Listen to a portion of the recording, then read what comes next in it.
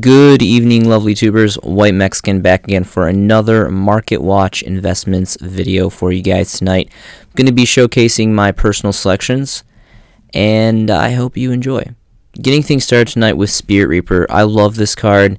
This card goes way back to Generation 1 Yu-Gi-Oh! We're talking about Pharaonic Guardian.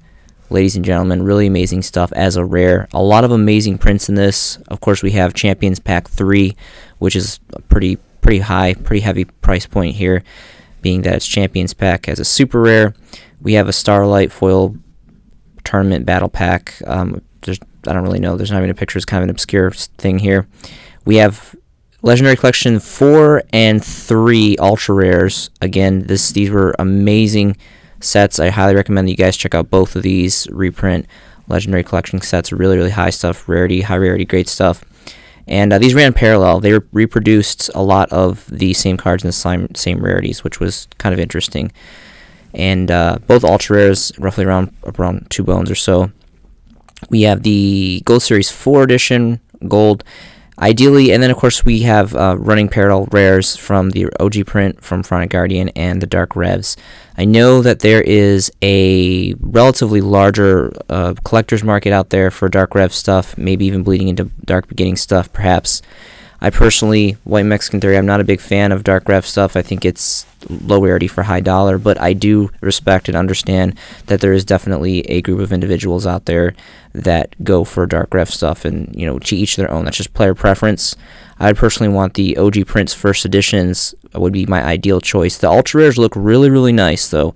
I would not discontinue those, but for time purposes, I'm going to go ahead and showcase the original OG Prince, more specifically the first editions. The artwork is just phenomenal on this card. I love the purple robe, the death scythe, and of course this is a zombie level 3 dark, all that great stuff. The sheer fact that it can't be destroyed by battle is one of the firsts of its kind, especially being as ancient as this card is. And the sheer fact that you can poke directly and rip a card from your opponent's hand is just unparalleled in power. Really great diversity in this card. And really above its time, I think. It was just, phenomenal. And still to this day, I really believe that it holds up. And the first editions, lightly played here, are going to be roughly around 4 bones, starting market price here on TCGP. And then, yeah, pretty much 4 bones for those two stacks. And then if you want a near mint, it's going to be a little bit over 5 bones. After you factor in shipping. And then it continues up to about 6 bones. Only 3 pages here on the market. Pretty good stack, so 4 stacks and so 2 4 stacks. So plenty of availability in my personal opinion. Really great card. Next is going to be Aeronite Parashath. So this is the reprint secret rare from Speed Duel Battle City. I know a lot of content creators have been talking about this, and there is good reason that they are. This set is completely blowout. There is so many amazing cards in this. More specifically, just the secret rares is what I'm personally going to touch on. Specifically today in this video, it's just going to be Aeronite Parashath. I think out of all of them, I understand there's Rhoda, and there's Jinzo, and there's Breaker the Magical Warrior. There's a whole bunch of amazing OG secret rares, and they look great. But of all the secrets in this set, even though they're all phenomenal for the most part, I personally believe, White Mexican Theory, that Aeronite Parashath is the top of the top in this set. And this card has actually decreased a little bit in value, so there's an opportunity to really pick this up relatively in good size bulk. To be more precise, you can see here there's a 1 for about 4 bones, but then you're going to factor in shipping, so it's going to be pretty much 5 bones. It's pretty much 5 bones across the board. There is a fat stack of 111 here, and these are going for a little under 4.5 bones. And this card is going quick, and I have personal proof of this because I'll admit I personally have invested in this card of late. Funds are really tight right now. Personally, for me, I got a lot of stuff going on, and the finances are kind of up in the air. But I specifically took out about 41 bones to invest in a playset of Near Mint First Edition Secret Parashaths. And the reason is this card is not, I repeat, it will not stay at this low of a price point. I promise you, this card is going to go up. This is a GOAT format card. This is the highest print that we've ever seen in the TCG, and the beautiful, luxurious, very, very aesthetically pleasing high rarity of secret rare. And this card is just amazing, and it's a really great card. I mean, you get to draw, and drawing is, and it's a fairy, it's a light, and it's a Gen 1 card. This card originally came out as an ultra rare in Legacy of Darkness, if I'm not mistaken. Again, we're talking about Gen 1 Yu-Gi-Oh! Extremely ancient. Obviously, the original print Ultra first editions exclusively are going to top this in not rarity hierarchy, but more difficult to get and a lot more older. But this card, there's just so much legendary history behind this card, and for all those reasons I mentioned, I promise you guys, this is, I cannot hammer this home enough. This is a really, really good deal. I would not be surprised if this 111 stack starts to dwindle very, very quickly, because this is just insane price points for this. I really don't see this going any lower, and that's personally why I invested. The stack, there was an 18 stack, and originally I was going to invest in all 18 copies. It was like 403 or something, roughly around just a hair over 4 bones. And like before me checking out my card of 18, it went from 18, it got cut in half. Someone bought 9 immediately, and that's when I went quick and I bought the last 9 copies for 4 bones, because this card, I'm telling you, it's going to go quick. I cannot emphasize that enough. This is a really, really good buy. Appaloosa Bow of the Goddess. So there's an ultra rare reprint, a just old trash crap reprint. It's like 5 bones or whatever, and then of course you have the Starlight rare for the big time collectors and all that. Hot shots. Personally, my favorite, White Mexican Theory, I think Starlight, it's cool. It's cool that we have a different kind of collector's market, a different rarity and all that. I personally do not think Starlight looks aesthetically pleasing. I personally do not collect Starlight rares. I don't think that they are worth the heavy price tag that they follow with. But I, respect and understand that they are, the ratios are pretty crappy and it's hard to get them and all that stuff. And it's cool that there's just a whole other, separate market for them. They're no ghost rares, though. They will never replace ghost rares. Ultimate rares look great. Ghost rares look even better. Starlight rares, they don't look very good to me, and they're no ghost rares personally. So that's all I'm going to say about that. Again, that's just personal player preference. If you guys like Starlight rares, good on you. You definitely need some pretty heavy cash for that. But this is the original non-Starlight rare, just generic secret rare, and this is hovering just over 20 bones. I do not invest in Unlimited again. If you guys have been watching my channel with many other channels, the first edition is pretty much everything. It's not.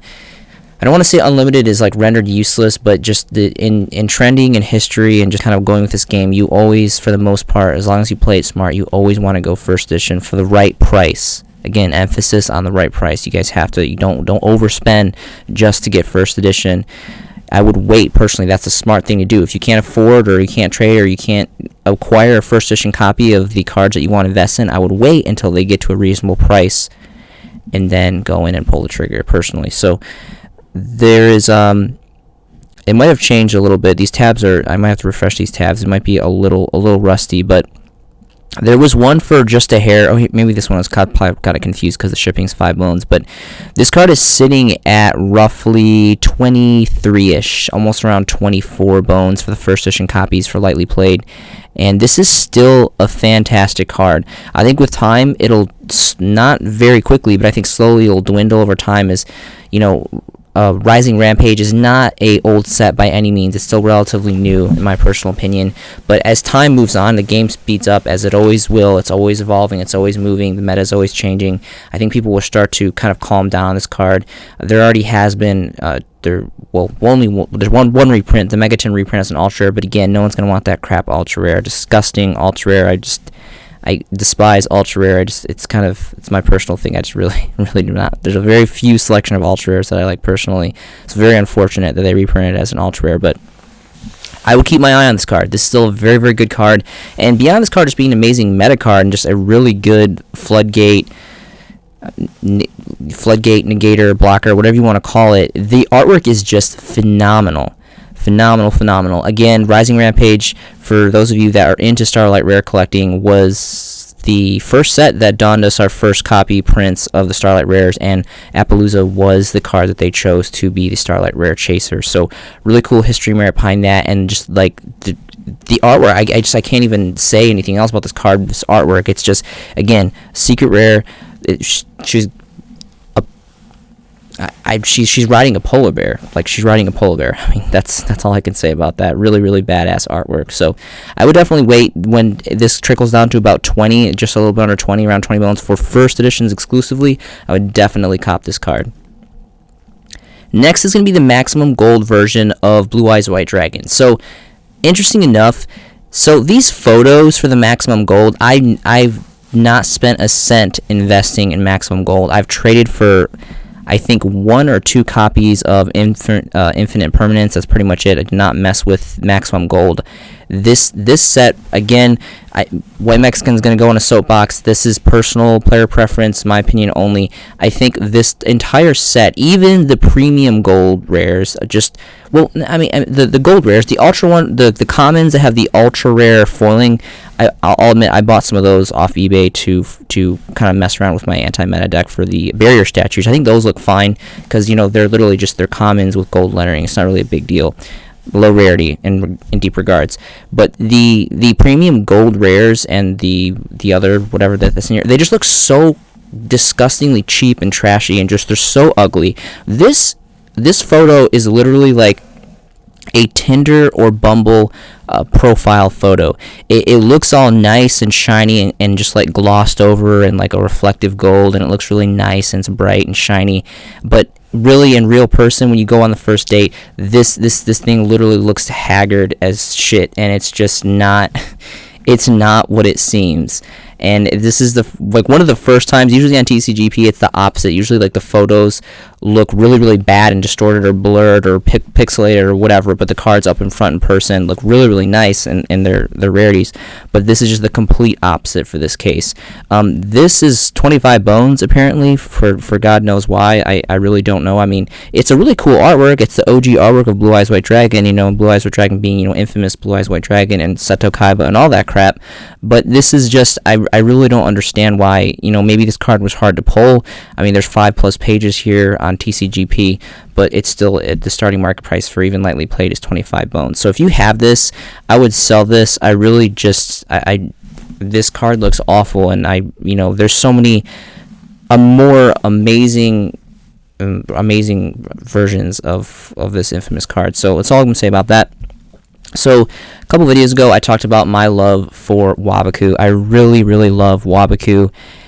It's kind of hard to explain. I just really love Waboku, more specifically, obviously, the dual terminal Waboku, because I got a big thing for dual terminal, but and we don't have a holo foil yet. Konami, print Waboku in secret rare, deserves secret rare. It's going to look gorgeous. Just do it, print it in a secret rare.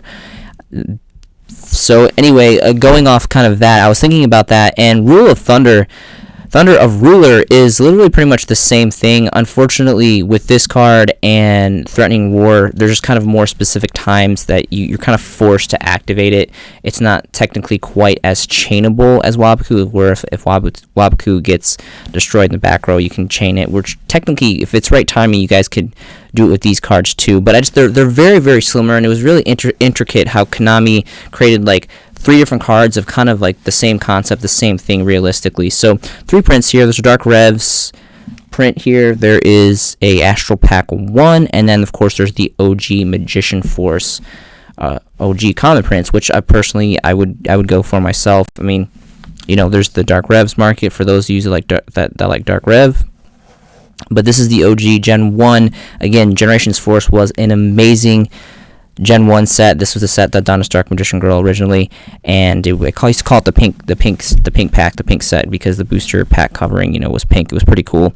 There's the beautiful dual terminal 3 Waboku, and these are, again, only go for first edition. Lightly played first editions, roughly around a bone before you factor in shipping. Unfortunately, it's a 1 stack. Here's a 2 stack for about a bone before you factor in shipping.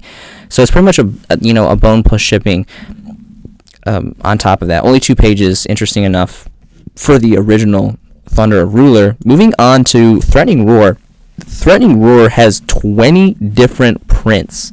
There is a lot of prints of this card, and some really, really good ones. You have the Champion Pack 7 Super Rare, dawning everywhere between 30 to 46.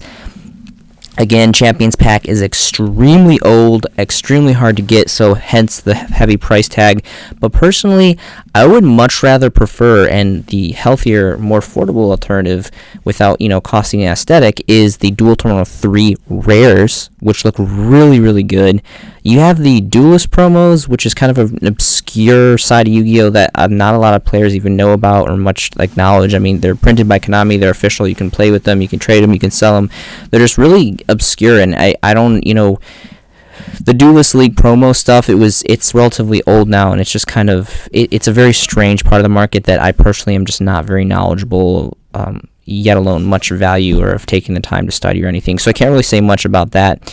There is also the, again, Legendary Collection 3 Yugi's World, one of my personal favorite Legendary Collection set of all time. Just amazing set. You guys really need to check it out. So let's go ahead and check out the DTs first, because it looks like there's apparently only 5 listings for the Dual Terminal 3 version. I love the artwork on this, by the way. This artwork is really, really cool. Two of these were monsters. I forget, really old school monsters too. This one was Manicore, but they were some old school monsters, Gen 1 stuff. So pretty cool artwork. There's only 3 listings here. There's a first one for roughly around 3 bones. It's a 1 stack, and then it goes to near mint for jumps all the way up to 9 bones. So again, this is just the proof is in the pudding, ladies and gentlemen. DT is been discontinued for several years now. Konami has pushed no communications of reproducing this rarity, and I think it's safe to say that the majority of players are big fanboys or fangirls of DT. DT is just very, very aesthetically pleasing, and the price trends are starting to show it. Numbers are starting to go up, and quantity is starting to go down. So really, really cool stuff with that. Exciting stuff. And then, of course, you have the Secret Rare from Legendary Collections 3, which I'm not going to lie, I really do like the Dual Terminal a lot, but the Secret Rares are where, okay, here's the Secret Rares, but the Secret Rares just, technically, if you go by hierarchy of rarity, this would be even above the Super Rare, the Champion Pack Super Rares, because it's, a Secret Rare, so it looks really, really great. I mean, obviously, it goes without saying the Super Rares from Champion Pack are more difficult to find, especially nowadays, but this Secret Rare, I would definitely not pass away with this. And this is roughly around 3 bones for the first edition lightly played. Again, always go first edition. I cannot emphasize that enough. As long as it's reasonable, don't overpay. So, and there's 5 pages available on this. So really great stuff with Threatening Roar. Okay, so next I wanted to kind of break down a set. So Cybernetic Horizon is the set that I decided to, there's actually going to be 2 sets. It's Cybernetic Horizon, and later on there's another set that I'm going to break down for you guys. So this is a not by any means an old set. I believe this came out in the end of 2018, the beginning of 2019 or so. So not an old set by any means, but not a brand new set. And I feel like there's a couple little hidden gems that people forget about. So I want to just do a somewhat of a kind of detailed, in-depth review of this. So this is Terrifying Toddler of Torment. Really cool name. Kind of silly artwork here, but it's a relatively interesting card. I don't know if it'll see play or not. Again, it's just a lowly common, but I think this is a really cool card for just a common. And it's super cheap. I mean, it's, barely a nickel. So first edition unlimited are probably prevalently roughly the same. I mean, it's not, I've never even heard of this card until today. I was researching this set specifically, and that was something that came up. I don't know if this is gonna. Okay, so that was one of the cards that I wanted to show you guys. Just kind of a random offset common that I thought was pretty cool. Moving along here, when I break down, so kind of a tip, personally, just like White Mexican Theory, what I do when I want to break down a set and really get down to the nitty gritty with it, I'll actually change the settings from lowest to highest, and see, so you can find the best deals, but then that also brings up the kind of least popular stuff first, and it gives you kind of more time to research and figure out what's really, really cheap. So that's kind of what I do when I want to go in-depth breakdown of a set. Breaking of the World. So if you guys know anything about OCG artwork, original Japanese artwork, this face is very, very similar to, I believe it's, what's the card called? I want to say Ultimate Offering, I believe, the trap card. It's banned. It's a banned card here for us. I don't know if it's banned. It's probably banned in the OCG too. But the original uncensored artwork is actually a blood sacrifice, and it has this face in the background. So that was the first thing I noticed about this card. This is kind of not really like I'm not saying this card's good or anything, but I just thought that was kind of interesting that this is like the same face, mask guy, Oni, demon, whatever, from the original artwork from Ultimate Tribute, I believe was the card's name. So interesting stuff on that. Next is going to be page 3.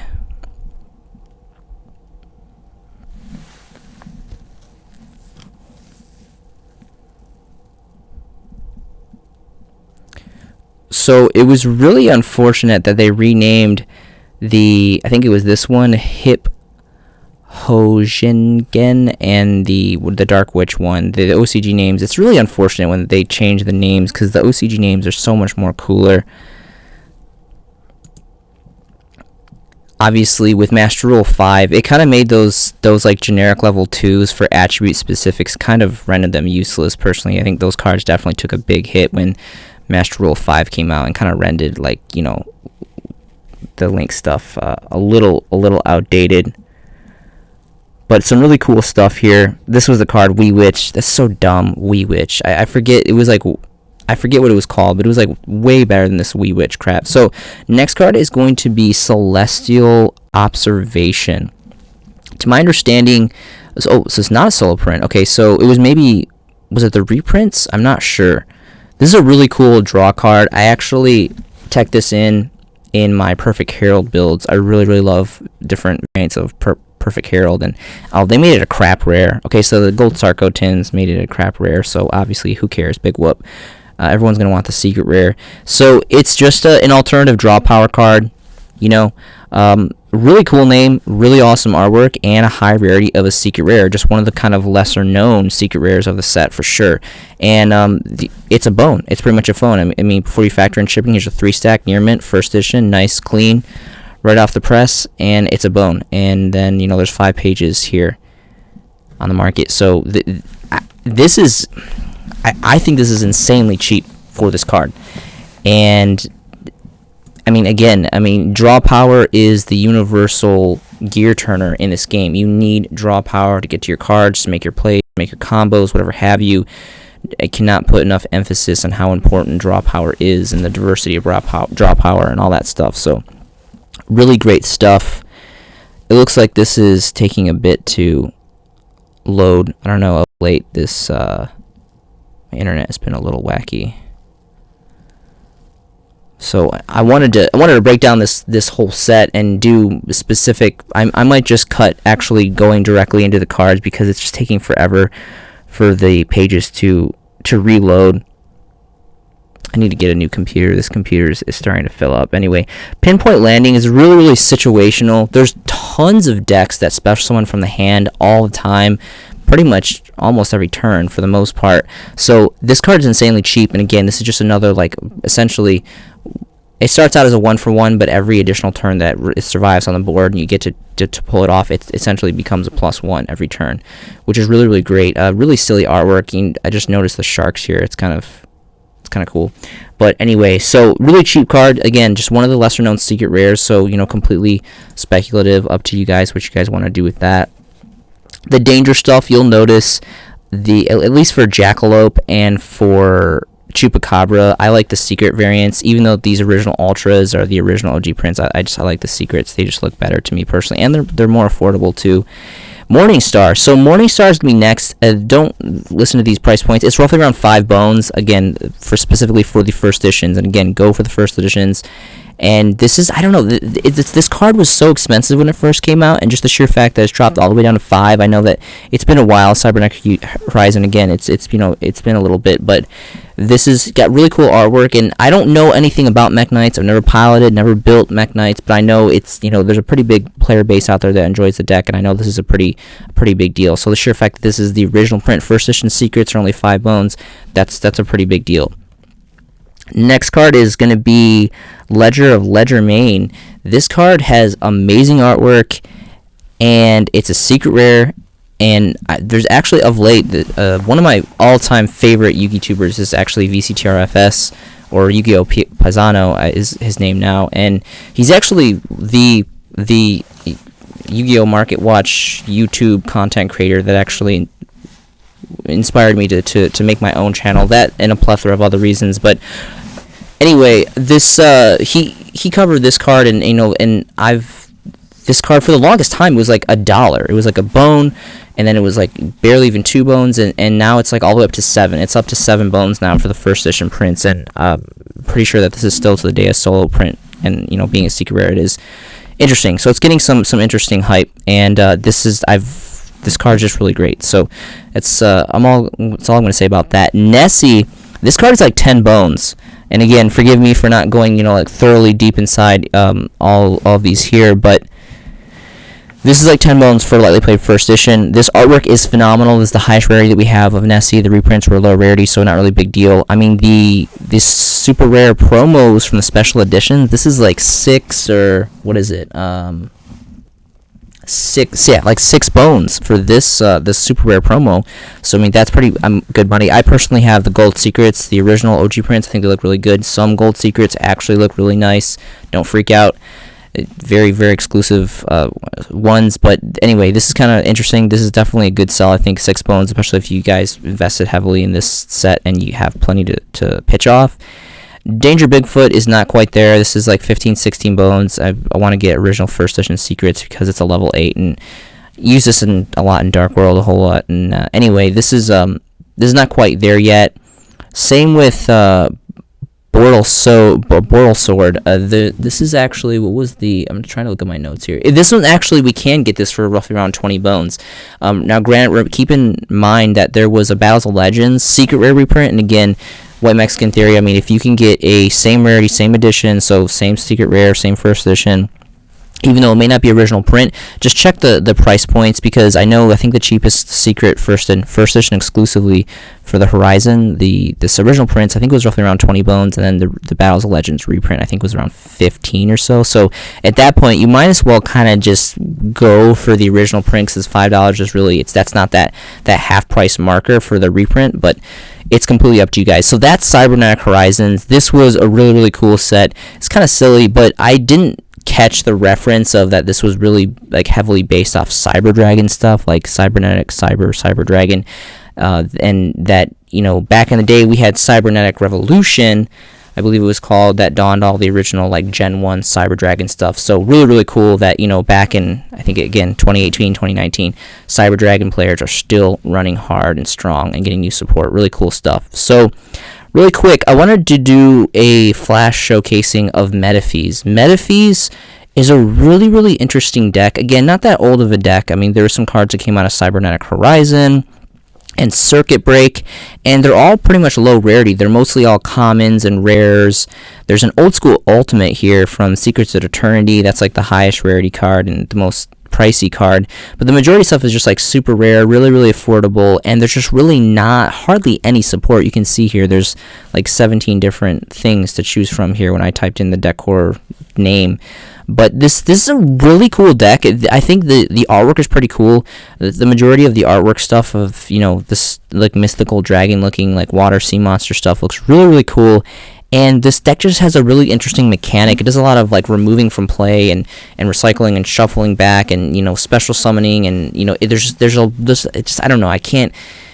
I've never built it personally. I've never piloted it, but I've played against it online a couple times, and just the mechanics behind it are just very particular. And I really like this deck a lot. And I think that it's really easy to invest in because it's all low rarity. It's really cheap, really affordable, but who knows if this could rise to predominance with more support. But I just wanted to showcase this because I think this is a pretty cool deck core. So next is going to be the versions of the danger stuff, the higher rarity reprints per se, personal player preference. So Chupacabra 2019 Gold Sarco Tins produced a prismatic secret rare, and I just wanted to showcase this really quick because I still think the danger core and the danger monsters are just completely blowout. Anything that is generic that allows you to draw is just ridiculously good in my opinion. They all have relatively cool artwork. And again, this is Prismatic Secret Rare. It looks gorgeous. It's amazing. And this card is literally like less than a bone, like all across the board. Well, not all across. There's a 32 stack here where it goes for roughly around 2 bones, but that's not even first edition, so I wouldn't even go for that. But there's other ones that are under 2 bones for first edition. And there's 5+ pages of this, so this is good stuff. I really think this is good. This is a really nice price point for a high rarity card like this. Even though it's mass produced and that really drained down the value, it still is a prismatic secret rare and looks gorgeous. Next is going to be Jackalope. So with the ultra rares being the OG prints out of Cybernetic, these look very, very great. And there's actually 2 secret rare variants of this. You have the standard secret rare from Battles of Legend Armageddon, which again is super cheap. It's pretty much 2 bones when you factor in shipping. We're talking about near mint first editions all day long, 5+ pages, or you can get the Megaton 2019 Gold Sarco prismatic secret rares. It's completely up to you. Personally, for this card in particular, I'd prefer the Battles of Legends standard secret. I just think, at least going off these pictures, I don't even remember I think I have like a copy of this. I think I have the prismatic secret rares, but if I was to go off these pictures, again, don't always trust pictures. Like I said before, things aren't always what they seem, but either or. I mean, both of these cards are very affordable. They're roughly around 2 bones pretty much, and very, very nice secret rares. All right, so really quickly, I wanted to take a little bit of a deeper dive into Shadows in Valhalla. So this was a really interesting set. The majority of the set was kind of junky reprints, not really a big deal. Ninjas look really cool. A lot of the ninja cards have really cool artwork for the most part. Not all of them, but for the most part. It was just never a deck that really caught on. There was never really a big following behind it.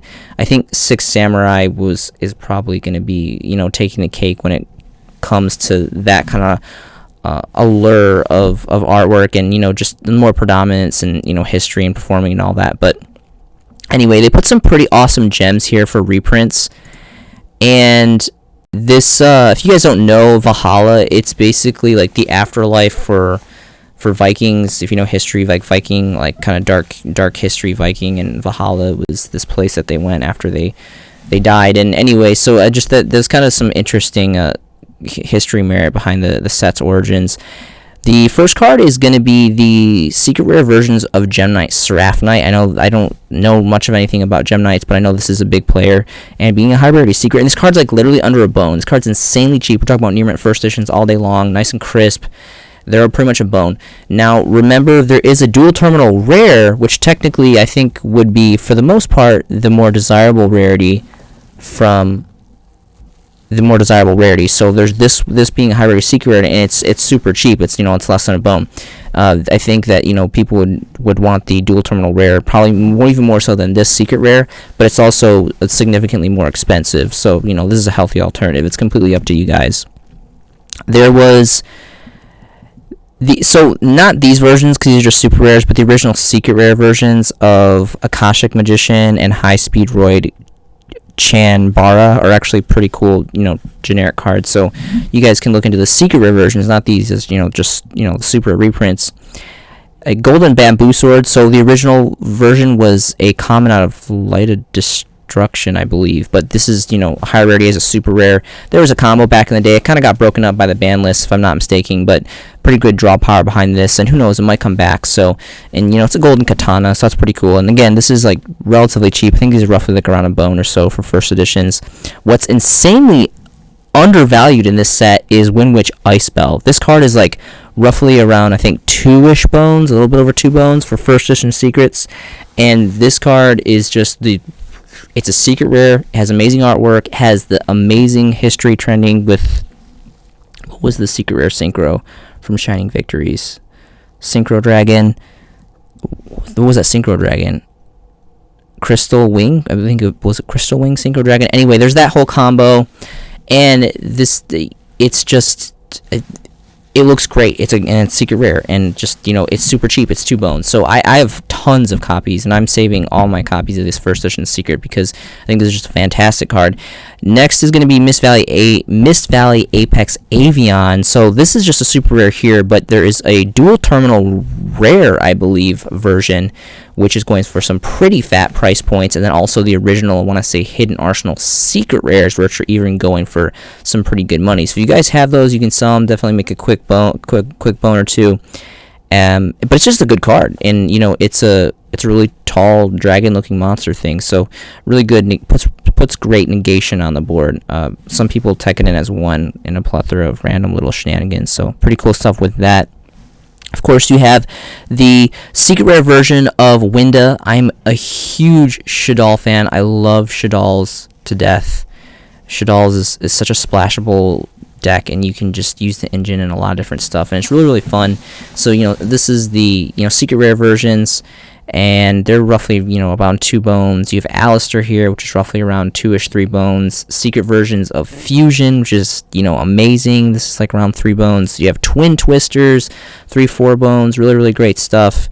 And the grand prize of this set is super rare Ash Blossom. Ash Blossom all across the board. I mean, even the commons are like 10 bones plus, and they have been for quite a while. This is one of the most infamous hand traps of all time. I mean, it's got amazing aesthetics, amazing artwork, and it's very, very viable, very, very diverse. Three different effects, a lot of cool stuff. Infamous history behind this card. It's been a long time since the original secret rare prints from, I believe it was Maximum Crisis or something like that. Anyway, really great stuff. And of course we have Invocation, even the super rares. There's a secret rare version, the original prints out of Fusion Enforcers, which is going for good money, and of course the ultimate rares, which are going for even better money. And this slowly super rare is like 17 bones. The first edition I found was like for 17 bones, even lightly played. So it's great money, and it's an amazing card. Again, you have invoked / Shaddolls, invokes kind of the engine can be blended in a lot of plethora of stuff. So really, really great stuff. That's all I have for you guys tonight. Link below is going to be to my Facebook. I would love for any and all of you guys to message me, add me. I'd love to talk about anything Yu-Gi-Oh related with you guys. Yu-Gi-Oh has been part of my life for almost 2 decades. I'm extremely compassionate about this game. I love the trading, the investments, the brotherhood, the friendship, the dueling. There's just so much creativity and uniqueness to this game that I really think brings a lot to the table. I think it's important to have hobbies that you guys really care about and you can invest in, and it's definitely going to give back. I hope you guys are making some fantastic Yu-Gi-Oh investments yourself. This has been a showcasing by The White Mexican, and I will see you in the next video.